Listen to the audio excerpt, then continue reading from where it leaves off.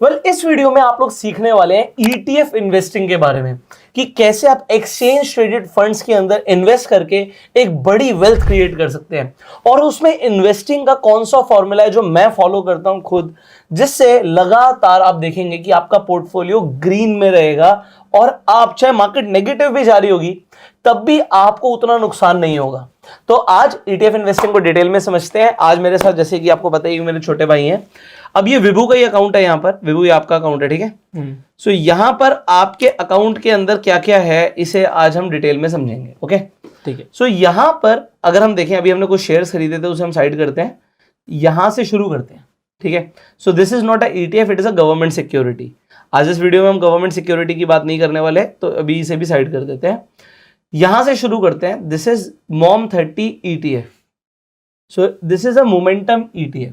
अब ये ETF क्या होता है पहले तो इसे समझते हैं। ETF का मतलब होता है एक्सचेंज ट्रेडेड फंड। आप किसी भी स्क्रीनर पर जाते हैं, आप यहां पर ETF लिख सकते हैं। सो जैसे मैंने MOM30 की बात करी थी, सो MOM30 ETF, ये रहा ICICI प्रूडेंशियल का। अब इसमें ये क्या बता रहा है, इसके अंदर ये बता रहा है कि ये ICICI प्रूडेंशियल का निफ्टी के 200 कंपनियों में से, जिसमें से 30 में मोमेंटम होगा, उसका एक ETF है। अब अगर आप इस ETF को देखोगे, ये देखिए पिछले एक साल में इसने कितनी रिटर्न दी है? 75%। अगर हम निफ्टी की रिटर्न की बात करें, लोग सिर्फ निफ्टी में इन्वेस्ट करते हैं। सो निफ्टी की अगर हम रिटर्न की बात करें, एक साल में निफ्टी भी बढ़ा है, पर निफ्टी कितना बढ़ा है? 25%। अब और जो हम बात कर रहे हैं, तो दोबारा से मैं लिख देता हूँ MOM30 ETF। तो मैं कोई रिकमेंडेशन नहीं दे रहा हूँ यहाँ पे, this is just for education purpose. मैं आपको ये समझाना चाहता हूँ कि ETF क्या होता है, कैसे इन्वेस्टिंग करते हैं ETF में, हमने कौन से ETF में इन्वेस्ट किया हुआ है, क्यों किया हुआ है, सारी चीजें मैं आपको बताने की कोशिश कर रहा हूँ। तो कई ETF में आपको 5 साल का डेटा ही नहीं मिलेगा, क्योंकि वो 5 साल पहले हो सकता है शुरू ही ना हुआ है, ठीक है। जैसे अभी 2022 से ही डेटा दिखा रहा है। तो ETFs क्या है कि इंडिया के अंदर थोड़ा एक न्यू टर्म है, लोगों को म्यूचुअल फंड्स के बारे में बहुत जानकारी है। ETF is relatively a new concept, but ये होता क्या है, इसके अंदर आपको समझना है कि ये कुछ कंपनियों से मिलकर एक ETF बन गया, एक बास्केट बन गई। हमने क्या किया, पूरी बास्केट खरीद ली, ठीक है। एक कंपनी पे बैट नहीं किया। एक कंपनी पे क्यों बैट नहीं किया? क्योंकि एक कंपनी एक दिन में 10% भी कर सकती है, बट अगर इसके अंदर 30 कंपनी तो सारी की सारी तो गिरेंगे नहीं, कुछ बढ़ेंगी भी। तो ओवरऑल ETF के अंदर इतनी वॉलेटिलिटी नहीं दिखती जितनी आपको स्टॉक्स में दिखती है। और एक स्टॉक जीरो हो सकता है, कंपनी बर्बाद हो सकती है, बट अगर हम बात करें 20 कंपनियां 30 कंपनियों की, तो क्या सारी बर्बाद हो जाएंगी? नहीं। तो इसीलिए, और हमने एक डाइवर्सिफाइड पोर्टफोलियो बनाया है, वो मैं आपको बताऊंगा कैसे। तो मैंने क्या किया, निफ्टी की 200 कंपनियों में से 30 कंपनियां जो मोमेंटम है जिनमें, उनको खरीद लिया। और इसे खरीदने का एक तरीका होता है मेरा, ठीक है। यहां पर ये गलत दिखा रहा है, तो इस तरीके से जैसे हम देख रहे हैं कि एक टाइम पे इसका प्राइस था 20 रुपए, आज इसका प्राइस है 35 रुपए, तो ये 75% बढ़ चुका है, ठीक है। सीधी सीधी बात है, ये बढ़ रहा है। इसके अंदर लिक्विडिटी अच्छी है, यहाँ पर दिख जाता है। अब बात करते हैं कि जब हम ETF खरीदते हैं, तो ETF में कुछ चीजें होती हैं। ETF में क्या क्या इंपॉर्टेंट होता है ETF को खरीदते हुए? एक इंपॉर्टेंट होता है कि एक्सपेंस रेशियो। एक्सपेंस रेशियो क्या होता है कि अगर आपने 1 लाख रुपए इन्वेस्ट किया, तो इन्होंने 300 रुपए की अपनी फीस रख ली। अच्छा, ये अगर 0.30 का एक्सचेंज इसका एक्सपेंस रेशियो है। एक्सपेंस रेशियो ETFs के म्यूचुअल फंड से पहले ही कम होते हैं। तो अगर मैं इसी के मोमेंटम का म्यूचुअल फंड देखें, कोई मोमेंटम, सॉरी, हम म्यूचुअल फंड्स को देख लेते हैं, just a second. So if you will go to mutual funds here, these are the mutual funds. हम मोमेंटम की बात करते हैं, ठीक है, मोमेंटम। सो यहां पर मुझे दिख रहा है सैमको एक्टिव मोमेंटम फंड, इस पर क्लिक करता हूं, ठीक है। ये भी एक मोमेंटम फंड है। ये भी क्या कर रहा है, अगर हम देखें एक साल में इसने कितनी रिटर्न दी, इसने 35% की, ठीक है। बट अगर एक्सपेंस रेशियो पे जाऊंगा, तो इसका एक्सपेंस रेशियो 0.94%, ठीक है। 900 रुपए, हाँ 940 रुपए काट लिए 1 लाख रुपए पे। तो which is better? ETF mutual fund से भी सस्ते होते हैं, यहाँ पे कोई समझना। म्यूचुअल फंड लोगों को लगता है सस्ते होते हैं, ETF और सस्ते होते हैं, ठीक है। तो लोगों को ये समझना जरूरी है। बट म्यूचुअल फंड के ऊपर हम एक अलग से वीडियो बनाएंगे। अगर लोग बोलेंगे ऐसा नहीं है कि मैं म्यूचुअल फंड में इन्वेस्ट नहीं करता, मैं भी करता हूँ म्यूचुअल फंड में इन्वेस्ट, बट कितना करता हूँ, कितना ETF में करता हूँ परसेंटेज वाइज, वो मैं आपको तब बताऊंगा जब हम म्यूचुअल फंड की वीडियो बनाएंगे, ठीक है। मोमेंटम 30 हमारा ETF था, हम ETF पे चल रहे हैं, ठीक है। तो ये हमें समझ आ रहा है, पहली चीज होती है एक्सपेंस रेशियो। दूसरी चीज होती है ट्रैकिंग एरर। ट्रैकिंग एरर का मतलब क्या होता है कि इनका ट्रैकिंग एरर क्या आ रहा है, ये क्या कर रहा है कि जिन 30 कंपनियों में मोमेंटम आ रहा है उनमें पैसा लगा रहा है।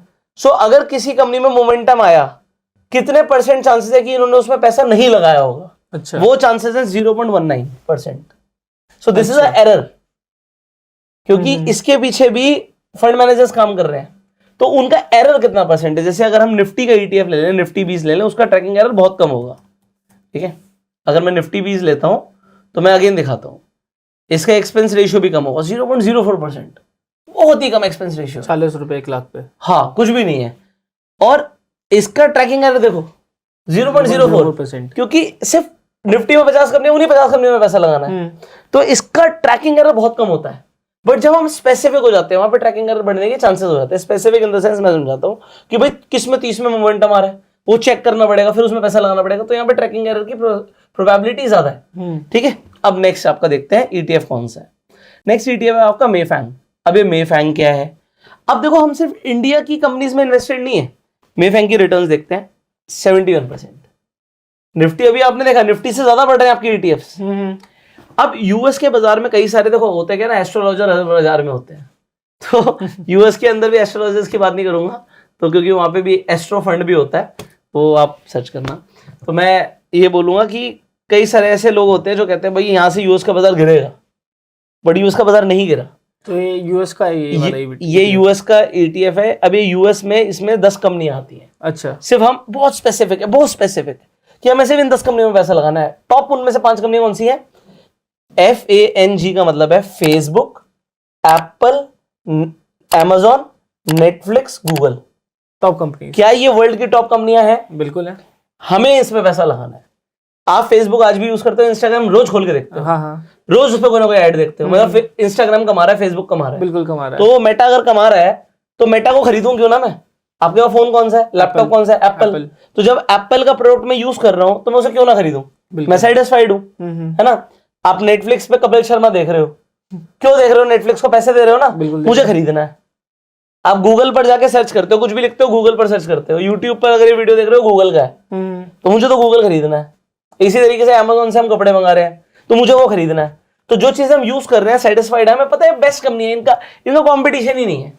आज गूगल मैप्स आपके लिए फ्री है, कल को गूगल कह दे जी उसके लिए 50 रुपए महीना लूंगा मैं, दे देंगे, बिल्कुल दे देंगे। तो ऐसी कंपनियां जो मतलब बिल्कुल ही आप कह सकते हो उनका कोई कॉम्पिटिटर नहीं है, बेस्ट कंपनीज है वर्ल्ड की। तो आप इंडिया में बैठे बैठे यू हैव द एडवांटेज कि आप सिर्फ 95 रुपीज में वो कंपनियां खरीद सकते हो। इसके अलावा भी 5 कंपनीज आती हैं।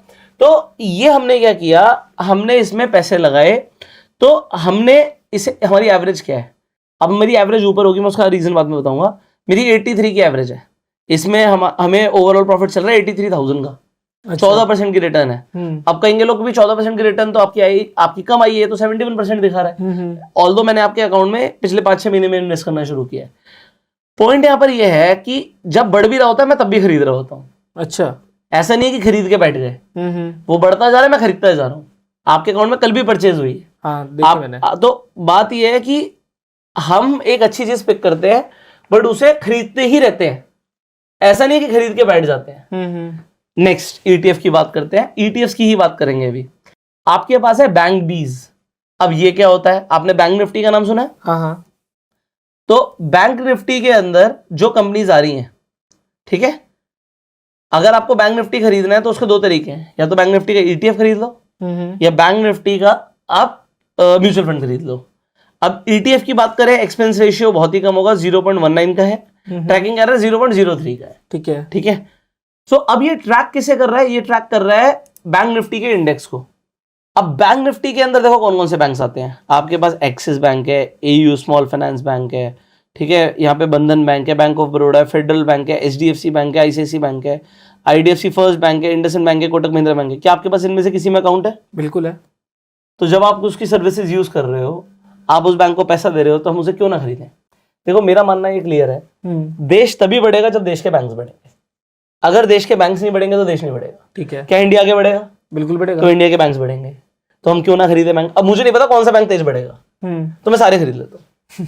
मुझे नहीं पता। मुझे नहीं पता एचडीएफसी बैंक तेज बढ़ेगा या आईसीआईसी बढ़ जाएगा या हो सकता है आईडीएफसी और तेज बढ़ जाए। We do not know, so we are not playing a bet on that. आज कोटक महिंद्रा सस्ता मिल रहा है, ठीक है, तो मैंने तो बैंक निफ्टी ही खरीद लेना है।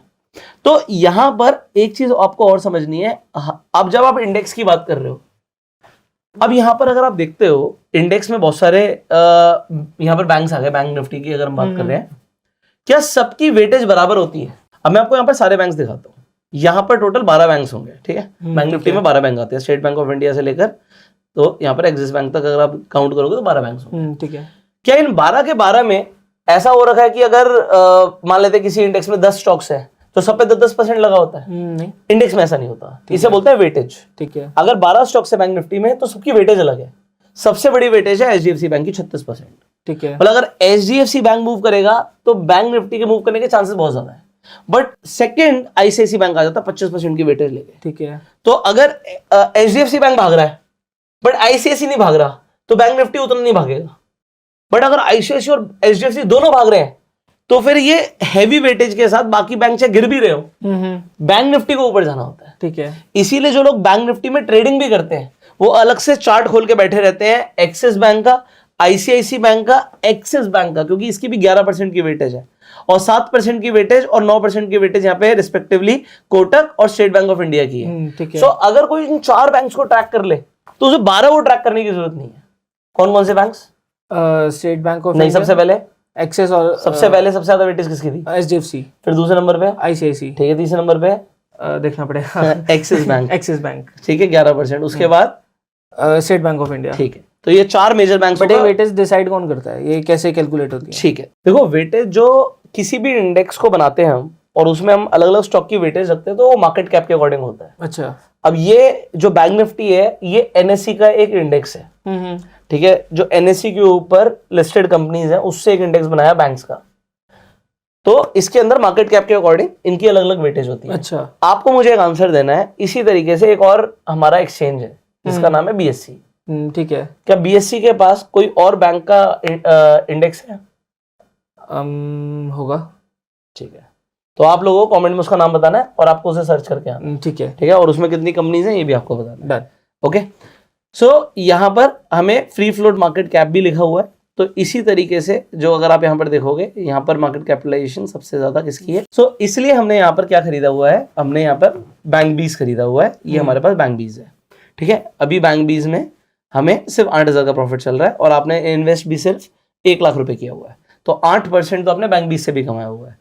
अगर हम बैंक बीज की बात करें तो बैंक बीज ने 1 साल में क्या रिटर्न दिया? 13% रिटर्न दिया, और 13% में जबकि हम सिर्फ 5-6 महीने से इन्वेस्ट कर रहे हैं। बैंक बीज तो और बाद में किया मैंने, शायद 3 ही महीने हुए होंगे मुझे। तो यहाँ पर अगर हम देखेंगे 1% की रिटर्न तो 2% की ही है इसकी। बट हम ये बताना चाहते हैं कि अगर 1 महीने में 2% की रिटर्न है तो आपकी रिटर्न और ज्यादा कैसे हो सकती है, ये मैं आपको आगे बताऊंगा। नेक्स्ट, एचडीएफसी स्मॉल कैप है ये 250, तो मैं यहाँ पर लिख देता हूँ HDFC SML 250। तो ये हमारे पास एक ETF आ गया स्मॉल कैप का।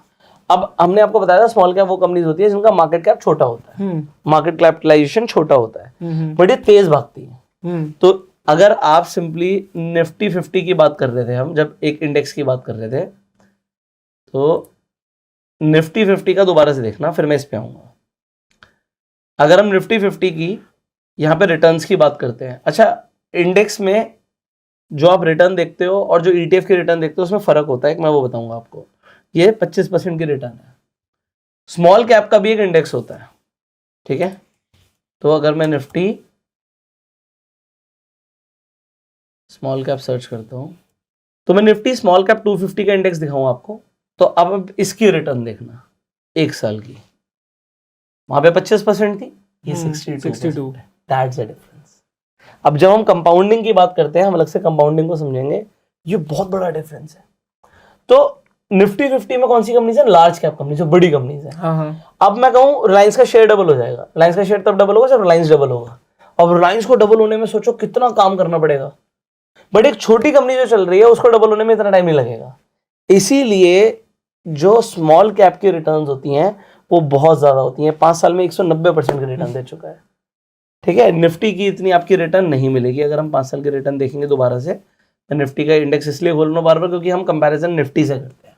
हम कहते हैं हमने निफ्टी से आउट परफॉर्म किया, अंडर परफॉर्म किया, तो यहाँ पर 92% रिटर्न है ना। इससे 100% एक्स्ट्रा रिटर्न आपको दिख रही थी निफ्टी स्मॉल कैप। सो हमने क्या किया था, हमने उसका एक ETF खरीद लिया था क्योंकि आप इंडेक्स को नहीं खरीद सकते। तो HDFC SML 250 ये हमारा ETF का नाम है। सो ये हमारा HDFC स्मॉल कैप का ETF मैंने दोबारा खोला। अब आप इसकी रिटर्न्स देखिए before I show you anything. तो यहाँ पर आपको एक साल की 62% की रिटर्न दिख रही है। तो 97 रुपीज से जो इसका प्राइस है 159 हो चुका है। आपके पास एवरेज भाव क्या है इसका, आपके पास एवरेज 146 की है। अब लोग कहेंगे आपकी इतनी महंगी एवरेज क्यों है? हमारी महंगी एवरेज ये है क्योंकि हमने इन्वेस्ट भी यहाँ पर ही कहीं शुरू किया है करना, मतलब पिछले कुछ महीने से। दूसरी चीज क्या है, आपने यहाँ पर नहीं शुरू किया था। मेरे अकाउंट में यहाँ से एवरेज है, अच्छा, आपके अकाउंट में ऊपर की एवरेज है, बट ऊपर की एवरेज होने के बावजूद भी आपने यहाँ से प्रॉफिट कमाया हुआ है। तो इसका रीजन क्या है, क्योंकि मैं आज भी इसे खरीदूंगा, तो अगर ये दोबारा गिरेगा तो हम इसे दोबारा खरीदेंगे। ये जब तक चलता जाएगा हम इसे खरीदते जाएंगे। क्लियर? ठीक है, ठीक है। नेक्स्ट ये पूछो ये NAV क्या चीज है? Very good. NAV का मतलब होता है नेट एसेट वैल्यू। ETFs और जो म्यूचुअल फंड्स होते हैं उसका मतलब एक, आप कह सकते हो एक शेयर की वैल्यू क्या है, अच्छा, उसे बोलते हैं नेट एसेट वैल्यू। तो NAV का डेटा इनसफिशिएंट है वो एक अलग बात है, तो NAV होती है। सो आप यहाँ पे पढ़ सकते हो net asset value of an ETF is based on the current price of a stock and asset in the fund. तो जितने भी उसने फंड्स खरीद रखे हैं, स्टॉक्स खरीद रखे हैं, उससे एक NAV निकाल देते हैं, अच्छा, और इसी के मल्टीपल्स में आप खरीदते हो इसे। ओके, अब यहाँ पर दिखा रहा है हाई लिक्विडिटी है, एक्सपेंस रेशियो 0.20 है, बहुत ही कम है, और ट्रैकिंग रेशियो 0.07 है।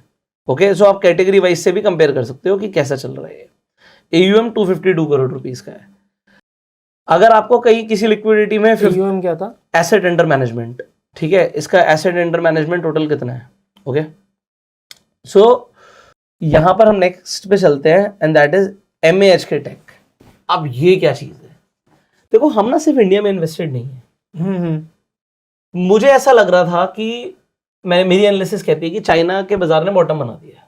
अच्छा, मुझे हाई प्रोबेबिलिटी के साथ मैंने इसे ट्रैक किया कि चाइना का बाजार बॉटम बना रहा है। ठीक है, मतलब बहुत सस्ते में मिल रहा है, ठीक है, खरीदो इसे। अब कैसे खरीदे इंडिया में बैठ के चाइना?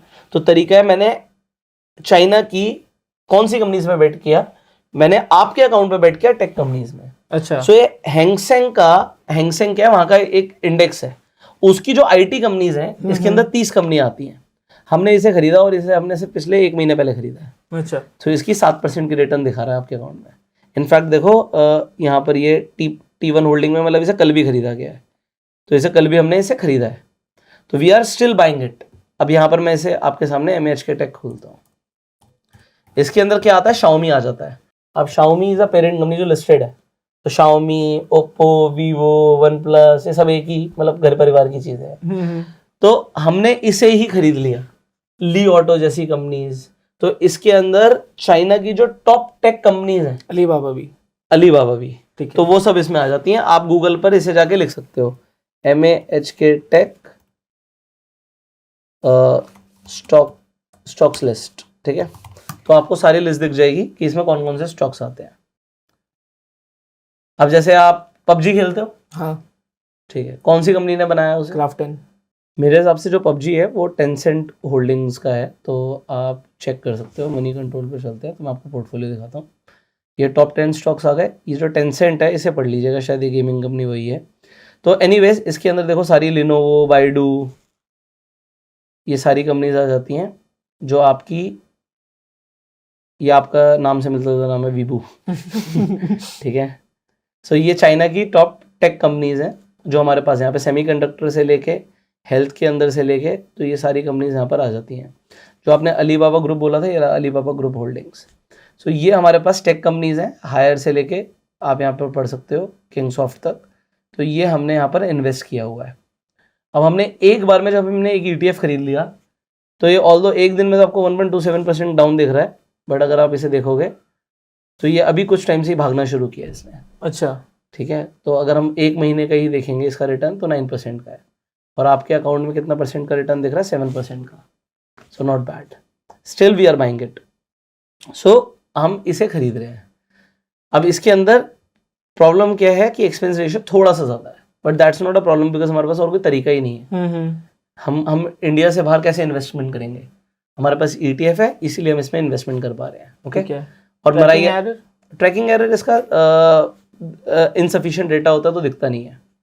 ठीक है, तो एसेट्स मेरा ही एसेट्स का है, तो मेरा ही एसेट्स बहुत अच्छी कंपनी है, तो मेरा ही एसेट्स का कोई भी ETF अगर इन्होंने लिस्ट किया हुआ है तो it is a good enough company, कोई प्रॉब्लम नहीं है, AMC ठीक है ये। फिर हमने गोल्ड भी खरीदा हुआ है। अब गोल्ड अभी कुछ टाइम से भाग रहा है, बट गोल्ड मैं आपके टाइम पे पहले आपके अकाउंट में पहले से ही ले रहा हूँ, वही तकरीबन 5-6 महीने हो गए होंगे। तो आपके पास गोल्ड 4 लाख रुपए का है, जिसपे आपने 30,000 रुपए की रिटर्न कमाई है, 7.77%। तो गोल्ड ETF हम एक मतलब मैं बेसिकली खरीदता हूँ गोल्ड को और सिल्वर को हेज के लिए। हेज क्या होता है कि अगर स्टॉक मार्केट नीचे जाती है तो गोल्ड और सिल्वर के प्राइसेस बढ़ते हैं। अच्छा।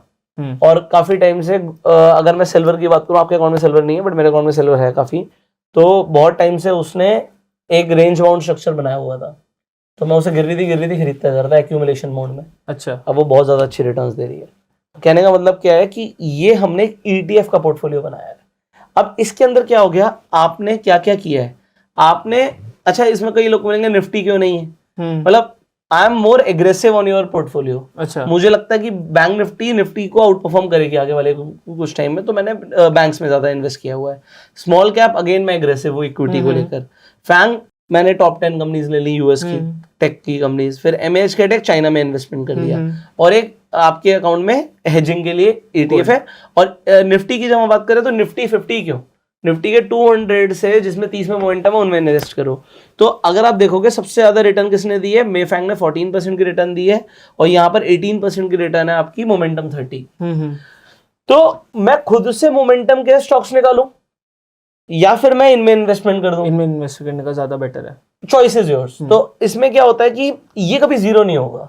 अगर आज हमने आपके अकाउंट में स्टॉक्स लिए हैं तो स्टॉक्स में प्रॉब्लम आ सकती है, कल को न्यूज आ सकती है, बैड न्यूज आ सकती है, कुछ भी हो सकता है। तो इसीलिए मैं हमेशा ETF इन्वेस्टिंग को बेटर समझता हूं स्टॉक इन्वेस्टिंग से। अब मेरा तरीका क्या होता है, मेरा तरीका बड़ा सिंपल है। यहां पर जाते हैं, डे परसेंटेज देखते हैं। ठीक है। तो 3 बजे का मेरे फोन में अलार्म लगा हुआ है, तो जो भी 3 बजे मैं यहां पर आके देखता हूं क्या क्या गिरा हुआ है, क्या रेड में है, जो रेड में उसे हमने खरीदना है। अच्छा।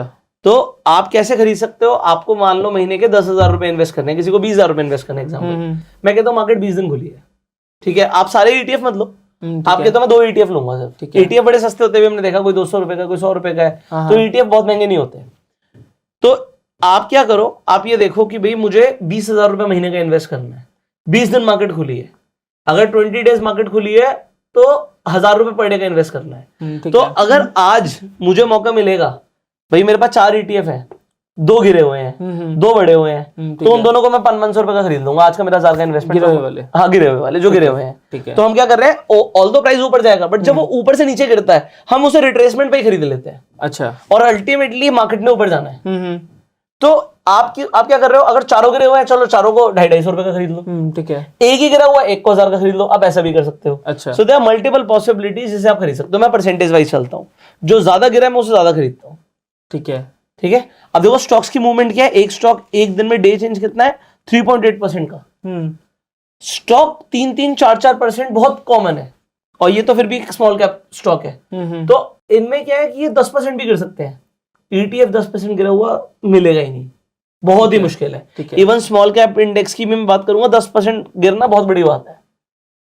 10% गिरना मतलब देयर इज अ प्रॉब्लम, और यहां से ट्रेंड रिवर्सल हो सकता है। अच्छा। 10% अगर गिर रहा है तो इसीलिए, और अगर अपॉर्चुनिटी मिलती है 10% गिरने की, मान लो बैंक निफ्टी यहाँ पे मुझे दिखा 5% गिरा हुआ, 10% गिरा हुआ, मैं तुरंत खरीदूंगा, चाहे और गिरना हो और खरीदेंगे, ठीक है। So there can be multiple possibilities. अगर आपके पास कैश है तो आप क्या कर सकते हो, आप थोड़ा सा ज्यादा अमाउंट खरीद सकते हो, जैसे परसेंटेज वाइज। अदरवाइज अपना एक रूल बना लो कि भाई मुझे दिन का 1,000 रुपए इन्वेस्ट करना है, और आज चारों बड़े हुए हैं तो उसे 1,000 रुपए का सेव कर लिया, कल गिरे हुए होंगे तो कल 2,000 रुपए डाल देंगे। अच्छा, 2 दिन के पैसे डाल देंगे, महीने के तो 20 ही डालने थे। तो इस तरीके से आप अपने इन्वेस्टमेंट करते रहो, और 1,000 रुपए की इन्वेस्टमेंट खलती भी नहीं है। अगर किसी को 20,000 करने हैं, किसी को 2,000 करना है, तो वो कितना कर रहा है भाई, दिन का 100 रुपए। तो आप ऐसे ETF चूज कर लो जो बहुत ही सस्ते हैं। जैसे मैं एग्जांपल दे रहा हूँ, MAH के टेक कितने का, 14 रुपए का ETF है, 14 रुपीज। बट 14 रुपीज में चाइना के टॉप 30 कंपनीज में इन्वेस्टमेंट हो रही है, तो आप उसके मल्टीपल्स में खरीद सकते हो। बट अब हमें एक चीज डिस्कस करनी थी, मैंने लास्ट वीडियो में भी होमवर्क दिया था, जब हम खरीदते हैं तो हमें ध्यान रखना कि उसमें टैक्सेस एंड चार्जेस क्या लग रहे हैं, ठीक है। सो अभी हम उसे कैलकुलेट करेंगे नेक्स्ट वीडियो में। सो उस वीडियो का आप लोगों को इंतजार करना चाहिए। ETF इन्वेस्टिंग कमाल की चीज है, इसे लॉन्ग टर्म करते रहो, कंपाउंडिंग से बहुत पैसा बनता है। तो अभी कंपाउंडिंग के ऊपर भी हम आगे बात करने वाले हैं, तो बहुत कुछ हम सीखने वाले हैं। सो आज की वीडियो में हमने ETF इन्वेस्टिंग को डिटेल में समझा है। अगर आपके फिर भी कुछ सवाल है आप कमेंट्स में पूछ सकते हो, and you can share this video जिससे मैक्सिमम लोगों तक ये वैल्यूएबल वीडियो पहुंचे। और अगर आप नए स्टॉक मार्केट में आपको इन्वेस्टमेंट शुरू करना है तो आप फ्री में जाके अपना डीमेट अकाउंट खुलवा सकते हैं। आपको link description and pin comment में मिल जाएगा। एंड इनफैक्ट जो कंपनीज रेफर है उन पे आपको पैसा दे रही है, कितना पैसा दे रही है वो भी आपको उनकी डिटेल्स डिस्क्रिप्शन और पिन कमेंट में मिल जाएगी। तो जाके पढ़िए, you can open your free account, और घर में भी और लोगों का डीमेट अकाउंट आप खुलवा सकते हैं, घर में बैठे बैठे ऑनलाइन हो जाता है, सिंपल प्रोसेस है। So subscribe this channel, click on the bell icon जिससे आने वाली एक भी वीडियो आप मिस ना करें। हम आपसे मिलेंगे अगली वीडियो में, तब तक के लिए you were self made and जय हिंद। जय हिंद।